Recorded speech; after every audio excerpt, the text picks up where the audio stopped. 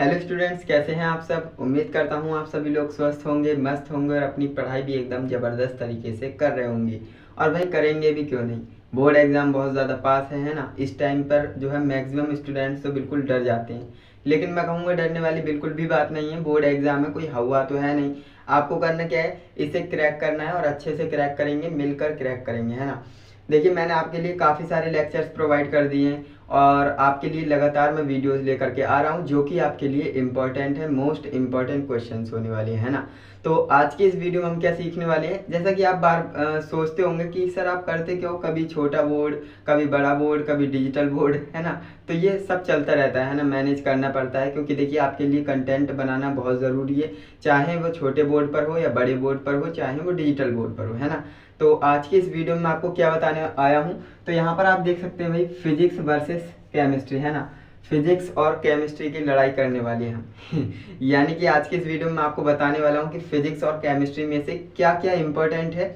और इन दोनों सब्जेक्ट, जैसा कि आप जानते हो, सबसे ज़्यादा जो फोकस होता है ना स्टूडेंट्स का, वो इन्हीं सब्जेक्ट पर होता है। क्योंकि देखिए हिंदी इंग्लिश तो नॉर्मली स्टूडेंट्स निपटा लेते हैं, है ना, और बायो में भी लिख देंगे बनाकर। लेकिन फिजिक्स, केमिस्ट्री एंड मैथमेटिक्स एक ऐसे सब्जेक्ट हैं जो कि स्टूडेंट्स को बिल्कुल परेशान कर देते हैं, है ना। तो आपकी परेशानी बिल्कुल दूर करने आया हूँ। आज की इस वीडियो में आपको कुछ इंपॉर्टेंट बातें बताऊंगा। तो दोस्तों, इस वीडियो को आप कंप्लीट देखिएगा, क्योंकि अगर आपने आज इस वीडियो को स्किप कर दिया तो आप बोर्ड एग्जाम के बाद जो है ये बहुत ज़्यादा पछताने वाले हो। तो यहाँ पर आप देखिए, मैं काफ़ी इंपॉर्टेंट चीज़ लेकर के आया हूँ आपके लिए।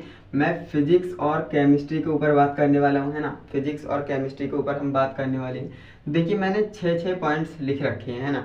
तो 6 पॉइंट पर आपको क्या करना है, ध्यान देना है, अच्छे से मैं आपको समझाऊंगा। देखिए, पहला होता है डेरिवेशन, है ना, यानी फिजिक्स। देखिए, फिजिक्स का जो है दूसरा नाम क्या होता है, डेरिवेशन। क्लास 12 फिजिक्स में सबसे ज़्यादा पूछे जाने वाले जो है डेरिवेशन, ये बोर्ड एग्जाम में भी ज़्यादा पूछते हैं और सबसे ज़्यादा है क्या, तो आप कहेंगे डेरिवेशन, है ना। क्लास 12 फिजिक्स में सबसे ज़्यादा डेरिवेशन होते हैं और डेरिवेशन को ही हमें अच्छे से तैयार करना है। अब आप कहेंगे कि इतने सारे डेरिवेशन हम कैसे तैयार कर लें, है ना। तो इसकी मैं जो है एक शॉर्ट ट्रिक भी आपको प्रोवाइड कर चुका हूँ, डेरिवेशन कैसे करें, है ना। उसकी एक शॉर्ट ट्रिक मैंने आपको बताई थी कि अगर आपको डेरिवेशन नहीं भी आएगा तो आप क्या करेंगे, जिससे कि पूरे नहीं लेकिन आधे नंबर तो आपको मिलेंगे, है ना। तो उस वीडियो को देख लेना, क्योंकि कई स्टूडेंट्स ऐसे होंगे जिनकी तैयारी नहीं होगी, तो वो वीडियो उनके लिए बहुत फ़ायदेमंद साबित होगी, है ना। तो यहाँ पर आप देखिए, डेरिवेशन मैंने आपको बता दिया, डेरिवेशन आपको तैयार करना है। अब देखिए, डेरिवेशन में एक मेन पॉइंट मैं आपको बताऊंगा कि जो फिजिक्स की डेरिवेशन है ना, काफ़ी सारे डेरिवेशन है, आपको तैयार कैसे करनी है। देखिए, सबसे पहले आपको हर डेरिवेशन का डायग्राम क्लियर होना चाहिए। क्या बोल रहा हूँ मैं, हर डेरिवेशन का डायग्राम आपको क्लियर होना चाहिए और ये मस्ट है। क्यों, क्योंकि देखिए आपके बोर्ड एग्जाम में डेरिवेशन कोई भी आ जाएगा, है ना।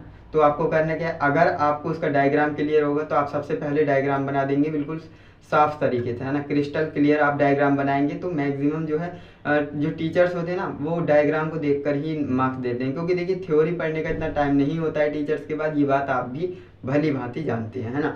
तो मैंने इसलिए बोला कि आपको जो है डायग्राम अच्छे से क्लियर होना चाहिए हर एक डेरिवेशन का, है ना। तो ये बात हो गई पहली। देन इसके बाद कैलकुलेशन तो आपको आती ही है, और इसके बाद जो आपको कंक्लूजन होता है ना, जो लास्ट में हमारा मेन फॉर्मूला आता है जिसे हम डिराइव करते हैं, तो वो फॉर्मूला आपको याद होना चाहिए। बस ये दो तीन चीज़ें आप ध्यान रखेंगे ना, तो आपके लिए बहुत ही फायदेमंद होने वाला है। क्योंकि कई स्टूडेंट्स ऐसे होंगे, मैं समझ सकता हूँ, जिनकी जो है तैयारी अभी अच्छे से नहीं हुई होगी। तो मैं जो है सभी स्टूडेंट्स को लेकर के चलता हूँ, इसलिए मैंने जो है ये टिप्स आपको बता दी। ठीक, ये हमारी थी फिजिक्स, क्लास 12 जो फिजिक्स है उसके बारे में मैंने आपको बता दिया कि इसमें कैसे क्या करना है। ठीक, इसके बाद देखिए केमिस्ट्री। अब आप कहेंगे भाई केमिस्ट्री में डेरिवेशन कहाँ से आ गए, है ना। केमिस्ट्री में डेरिवेशन कहाँ से आ गए, तो मैं कहूँगा केमिस्ट्री में ज़्यादा डेरिवेशन नहीं होती है, सिर्फ 4 डेरिवेशन, है ना। और जैसे स्टूडेंट्स ने केमिस्ट्री को अच्छे से पढ़ा है वो जानते होंगे कि कौन से डेरिवेशन की बात कर रहा हूँ। देखिए, शून्य कोटि की अभिक्रिया का, है ना, शून्य कोटि की अभिक्रिया का अर्धायु काल का व्यंजक, है ना, और समाकलित वेग समीकरण, और जो आपकी प्रथम कोटि की अभिक्रिया होती है उसका जो है समाकलित वेग समीकरण। तो इस तरह से होता है, और अर्धायु काल के लगाएंगे तो 2-4 डेरिवेशन आपकी हो जाती है, किसमें, क्लास 12 केमिस्ट्री में। और ये जो के चैप्टर्स हैं, केमिकल काइनेटिक्स हैं, जैसा कि आप जानते हो। और ये ज़्यादा जो है डिफिकल्ट जो आपके नहीं होते हैं, ये आप आसानी से कर सकते हो इन डेरिवेशन को, है ना। मैंने एक वीडियो बना रखी है जिसमें चारों डेरिवेशन को मैंने बिल्कुल आसानी से आपको समझाया है। क्लियर है। इसके बाद देखिए न्यूमेरिकल्स की बात आ जाती है। फिजिक्स में जितने इम्पोर्टेंट जो आपके डेरिवेशन होते हैं ना, उससे ज़्यादा जो आपके इम्पोर्टेंट होते हैं वो न्यूमेरिकल होते हैं। क्योंकि आप कोई भी क्वेश्चन पेपर देखेंगे ना, तो उसमें ऐसा हो ही नहीं सकता कि न्यूमेरिकल ना आया हो, है ना। एक से दो से ज़्यादा ही आपके जो है न्यूमेरिकल्स पूछे जाते हैं, किस में, बोर्ड एग्जाम में, है ना। तो ये बात आपको क्लियर है भाई, फिजिक्स और न्यूमेरिकल ना आए ऐसा तो हो ही नहीं सकता। और जो आपकी भाई केमिस्ट्री है ना, केमिस्ट्री ये इसमें न्यूमेरिकल होती है। अब आप कहेंगे किस में, तो देखिए ऑर्गेनिक और इनऑर्गेनिक, है ना, उसे छोड़ देंगे तो आपकी जो फिजिकल केमिस्ट्री होती है ना, फिजिकल केमिस्ट्री में आपके क्या होते हैं भैया, न्यूमेरिकल होते हैं। तो उन न्यूमेरिकल को आपको क्या करना है, अच्छे से रिवाइज करना है ना, प्रैक्टिस करनी है। क्योंकि देखिए न्यूमेरिकल आप रट तो सकते नहीं हो, तो उसकी जितनी ज़्यादा आप प्रैक्टिस करेंगे उतनी ही ज़्यादा बेनिफिट है आपके लिए, ठीक। तो आपको करना क्या है, प्रैक्टिस ज़्यादा से ज़्यादा करनी है, किसकी, न्यूमेरिकल की। इतनी बात क्लियर है, बिल्कुल। अब देखिए इसके बाद थर्ड हमने पॉइंट लिखा है कि भाई ऑप्टिक्स चैप्टर, है ना, जो फिजिक्स है, ट्वेल्थ क्लास की जो फिजिक्स है, उसमें मोस्ट इंपॉर्टेंट चैप्टर आप मुझसे पूछोगे तो मैं कहूँगा ऑप्टिक्स, है ना। जो आपका ऑप्टिक्स वाला चैप्टर है, ऑप्टिकल इंस्ट्रूमेंट्स, है ना, तो वो चैप्टर मोस्ट इंपॉर्टेंट है, वहाँ से क्वेश्चंस आते हैं। और जो आपके माइक्रोस्कोप है ना, इस जो सूक्ष्मदर्शी वगैरह हैं, वो वहाँ से पूछे जाते हैं, तो उन्हें आप अच्छे से तैयार कर लेना, ठीक। तो मैंने इसलिए इसे इंक्लूड किया है कि जो आपका ऑप्टिक्स चैप्टर है मस्ट इम्पॉर्टेंट, मोस्ट इम्पॉर्टेंट होने वाला है, ठीक।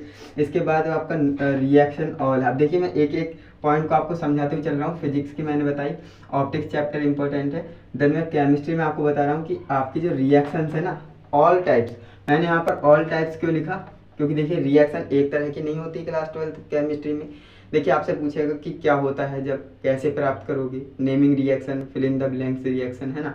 और इस तरह की जो 3-4 तरह की जो है रिएक्शंस होती हैं। तो आपको करना क्या है, रिएक्शंस को अच्छे से तैयार करना है। ओके फ्रेंड, तो इतनी बात आपको क्लियर होगी कि जो नेमिंग रिएक्शन होती हैं क्लास 12 केमिस्ट्री में, वो सिर्फ एक तरह की नहीं बल्कि 3-4 तरह की नेमिंग रिएक्शन होती हैं, सॉरी रिएक्शन होती हैं। और वो इस तरह से पूछेंगे कि भाई कुछ नेमिंग रिएक्शन दे देंगे, कुछ कहेंगे क्या होता है, जब कैसे प्राप्त करोगे, ये सारी रिएक्शन होती हैं। Fill in the blanks reaction भी पूछी जाती हैं। तो इतने पॉइंट्स आपको अच्छे से क्लियर होंगे, ऐसा मेरा मानना है। अब देखिए इसके बाद हम बात करते हैं चौथे नंबर पॉइंट की, जो कि है PYQs प्लस मॉक टेस्ट। देखिए ये जो है सबसे ज़्यादा इंपॉर्टेंट हो जाता है। अब देखिए कई स्टूडेंट्स क्या होते हैं, दो तरह के स्टूडेंट्स होते हैं, जिन्होंने पढ़ाई की है अच्छे से, है ना, और जिन्होंने बिल्कुल पढ़ाई नहीं की है, पूरा साल जो है मौज मस्ती में गुजार दिया है। लेकिन जो आपके बोर्ड एग्जाम का 1 महीना होता है, या फिर मैं कहूँगा जो 10 से 20 दिन होते हैं ना, उसमें अगर आपने प्रीवियस ईयर्स, है ना, ये PYQs की फुल फॉर्म क्या होती है, प्रीवियस ईयर्स क्वेश्चंस, है ना। तो आपको करना क्या है, प्रीवियस ईयर्स क्वेश्चंस को एनालाइज करना है, एंड जितने ज़्यादा आप प्रीवियस ईयर्स की क्वेश्चंस को सॉल्व करेंगे ना, वही आपके लिए रामबाण सिद्ध होने वाला है। तो मैंने इसीलिए लिखा है PYQs प्लस मॉक टेस्ट। देखिए मॉक टेस्ट भी ज़रूरी है और PYQs भी ज़रूरी है। ये दोनों चीज़ें जो है सबसे ज़्यादा ज़रूरी हो जाती हैं। चाहे आपने पढ़ाई की है या नहीं की है, फिर भी आपको ये चीज़ें करनी है। क्योंकि देखिए कई क्या होता है, काफ़ी स्टूडेंट्स पूरे साल अच्छे से तैयारी करते हैं, लेकिन उन्होंने PYQs और मॉक टेस्ट दिया ही नहीं, तो मैं कहूँगा तो फ़ायदा ही क्या निकला, है ना। क्योंकि आपने जो है रियल टाइम जो एग्जामिनेशन का टाइम होता है वो आपने फेस किया ही नहीं, है ना। पहले से ही आपको पता लग जाएगा फिर आप कहाँ पर गलती कर रहे हो। अगर मॉक टेस्ट देंगे तो आपको पता लग जाएगा क्या गलती कर रहे हैं, कैसे कैसे आप लिख रहे हैं, है ना, वो सारी चीज़ें आपको पता लग जाएंगी। तो इसलिए मैं कहूँगा मॉक टेस्ट और जो PYQs होते हैं ना, मोस्ट इंपॉर्टेंट होते हैं, और ये आपके जो केमिस्ट्री में भी लागू होगा। यानी आपका सिलेबस कंप्लीट हो गया होगा, ऐसा मेरा मानना है। अब आपके जो है ज़्यादा दिन नहीं बचे हैं बोर्ड एग्जाम के, तो ऐसे टाइम पर, है ना, जो 5 से 10 दिन होते हैं ना, उसमें आपको कोई वीडियो नहीं देखनी है ना, कुछ भी नहीं करना है। सिर्फ आपको क्या करना है, PYQs को सॉल्व करना है ना। प्रीवियस ईयर्स के क्वेश्चन होंगे, अगर नहीं है तो क्वेश्चन जो आपका क्वेश्चन बैंक होता है उसमें भी दे रखे होते हैं, है ना। या फिर आप अनसॉल्व पेपर ले आएंगे तो उसमें भी आपको बहुत सारे क्वेश्चन पेपर मिल जाएंगे। तो आपको करना क्या है, PYQs को देखना है ना, एनालाइज करना है कि कौन सा क्वेश्चन रिपीट हो रहा है, बार बार पूछा जा रहा है, इस तरह से। देन इसके बाद आपको करना क्या है, मॉक टेस्ट देना है। मॉक टेस्ट कैसे देते हैं, है ना, इसके ऊपर मैंने वीडियो बना रखी है। आपको किस तरह से क्या क्या किन किन बातों का ध्यान रखना है मॉक टेस्ट देते हुए, है ना, वो सारी चीज़ें मैंने बता रखी हैं। तो उस वीडियो को आप जरूर देखिएगा, लिंक आपको डिस्क्रिप्शन में दे दूंगा। एंड इसके बाद देखिए ये आपकी केमिस्ट्री में भी लागू होगा। केमिस्ट्री में भी आपको मॉक टेस्ट देना है और आपका प्रीवियस ईयर क्वेश्चंस को सॉल्व करना है ज़्यादा से ज़्यादा। और मैं तो कहूँगा ये आप सभी सब्जेक्ट के साथ करिए, क्योंकि ये मोस्ट इम्पॉर्टेंट हो जाता है ना। इससे आपको काफ़ी चीज़ें सीखने को मिलती हैं। इसके बाद आप देखेंगे लैब मेथड्स, है ना। जो आपकी क्लास 12 केमिस्ट्री है ना, इसमें लैब मेथड्स बहुत ज़्यादा पूछे जाते हैं, है ना। लैब मेथड ज़रूर पूछे जाते हैं। तो आपको करना क्या है, लैब मेथड को बिल्कुल अच्छे से तैयार कर लेना है। मैंने आपको जो है 4 से 5 ही लैब मेथड बताए हैं ना, तो उनमें से ही आपको आपके एग्जाम में देखने को मिल जाएगा। तो आपको ज़्यादा तैयार भी नहीं करना है, सिर्फ 3 से 4 तैयार कर लेंगे, क्योंकि ये जो है अथवा में आ जाता है ना। तो आपको करना क्या है, या फिर आप नेमिंग रिएक्शन वगैरह कर सकते हो या फिर लैब मेथड कर सकते हो। तो लैब मेथड जब भी आप करें ना, तो आपको एक बात ध्यान रखना है कि आपको चित्र तैयार करना है। क्या बोल रहा हूँ मैं, चित्र।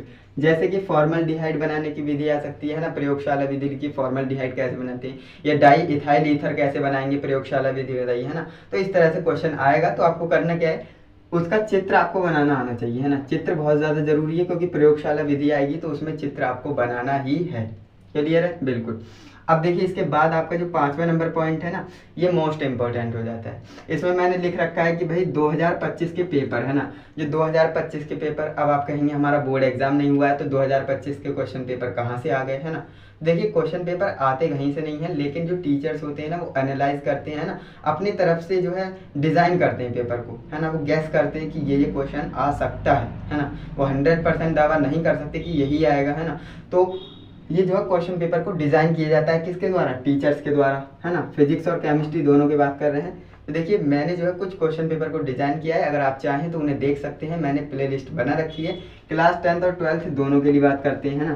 क्लास 10th और 12th, क्लास 10th और 12th के दोनों के जितने भी सब्जेक्ट है ना, जैसे 12th में फिजिक्स केमिस्ट्री बायो या फिर मैथमेटिक्स और हिंदी इंग्लिश, और जो आपके 10th में होता है ना, साइंस मैथ और हिंदी इंग्लिश और ड्राइंग और सोशल साइंस, ये सारे सब्जेक्ट की मैंने जो है 2025 का क्वेश्चन पेपर को डिज़ाइन किया है ना। गैसिंग पेपर्स कह सकते हैं उन्हें। तो उनमें से जो है कुछ कुछ क्वेश्चन आपको देखने को मिल जाएंगे आपके बोर्ड एग्जाम में। तो उस वीडियो को आप ज़रूर देखिएगा, है ना। मैंने प्ले लिस्ट बना रखी है, तो आपको करना क्या है, प्ले लिस्ट को फॉलो करना है ना। प्ले लिस्ट को आपको अच्छे से देख लेना, और प्ले लिस्ट के अनुसार ही आपको क्या करना है, अपनी पढ़ाई करनी है, क्योंकि प्ले लिस्ट के अनुसार काफ़ी चीज़ें अच्छे से समझ में आती हैं। इसके बाद, है ना, इसके बाद हम बात करते हैं भाई डेरिवेशन, है ना। यहाँ पर डेरिवेशन नहीं, डेरिवेशन डायग्राम लिखने वाला था मैं, है ना। जो कि मैंने आपको बता दिया कि भाई जो आपकी क्लास 12 फिजिक्स है ना, उसमें डेरिवेशन के डायग्राम क्लियर होना बहुत ज़रूरी है। क्योंकि अगर आपके डायग्राम, अगर आपको डेरिवेशन नहीं भी आता है ना, लेकिन आपको डायग्राम अच्छे से पता है कि हाँ इसका डायग्राम ऐसे बनेगा, तो डायग्राम से देखकर आप थ्योरी लिख देंगे, देन इसके बाद कैलकुलेशन कर देंगे। और अगर आपको लास्ट कंक्लूजन भी पता है ना, तो आपका जो है डेरिवेशन क्लियर हो जाएगा। बस इतनी सी होती है टिप्स एंड ट्रिक्स, ये आपको करना क्या है, फॉलो करना है। क्योंकि देखिए मैं कभी ये नहीं कहता कि आपको नहीं आता है तो आप ये ट्रिक लगा लीजिए। मैं ये कहता हूँ जैसे कि आपने तैयारी तो पूरी की है, लेकिन बाई चांस आपका कोई ऐसा क्वेश्चन आ जाता है ना, जो आपने पढ़ा तो है लेकिन भूल गए, है ना। तो ऐसे टाइम पर आपको क्या काम आता है भाई, टिप्स एंड ट्रिक्स, है ना। तो उस टाइम पर क्या होता है, टिप्स एंड ट्रिक्स को अप्लाई करना रहता है, क्योंकि स्टूडेंट ने पूरी साल मेहनत की है और फिर भी अच्छा स्कोर ना हो तो बहुत दिल से बुरा लगता है ना। तो ये सारी चीज़ें थी जो कि मैंने आपको आज की इस वीडियो में बताई है। फिजिक्स वर्सेस केमिस्ट्री, है ना। तो आप देख लेना जो भी जीतेगा, है ना। बाकी मैंने आपको बताया है कि फिजिक्स में सबसे ज़्यादा वेटेज किसका होता है और केमिस्ट्री में सबसे ज़्यादा वेटेज किसका होता है ना। तो वीडियो अच्छी लगी है, वीडियो को लाइक कीजिएगा, और हाँ इस वीडियो को अपने दोस्तों के साथ भी शेयर करना, क्योंकि ये सारी चीज़ें आपको दोस्तों को भी पता होनी चाहिए, जिससे कि वो भी एग्ज़ाम टाइम में मिस्टेक ना करें। क्योंकि ये वो टाइम है, इस टाइम पर आपको अच्छे से मेहनत करनी है। अगर इस टाइम पर आपने अच्छे से मेहनत कर ली ना, तो आपका बोर्ड एग्जाम एकदम ब्राइट हो जाएगा। और अगर इस टाइम पर आपने ढील डाल दी है ना, आलस कर रहे हैं, पढ़ नहीं रहे हैं, तो ऐसे करने पर आपका क्या है, रिजल्ट बेकार हो सकता है ना। तो इसलिए मैं आपको बोलूँगा आपको जमकर मेहनत करनी है, तैयारी करनी है ना। टारगेट तो आपको अपना पता ही है कितना है, और बाकी मैंने आपको बता दिया। इस वीडियो को ज़्यादा से ज़्यादा शेयर करिएगा, और चैनल पे नए हो तो सब्सक्राइब भी कर लेना, क्योंकि इस चैनल पर आपको इसी तरह से जो है बोर्ड एग्जाम की प्रिपरेशन कराई जाती है। ओके, तो चलिए दोस्तों आज के लिए बस इतना ही। मिलते हैं नेक्स्ट इंटरेस्टिंग इन्फॉर्मेटिव वीडियो के साथ। तब तक के लिए जय हिंद, वंदे मातरम।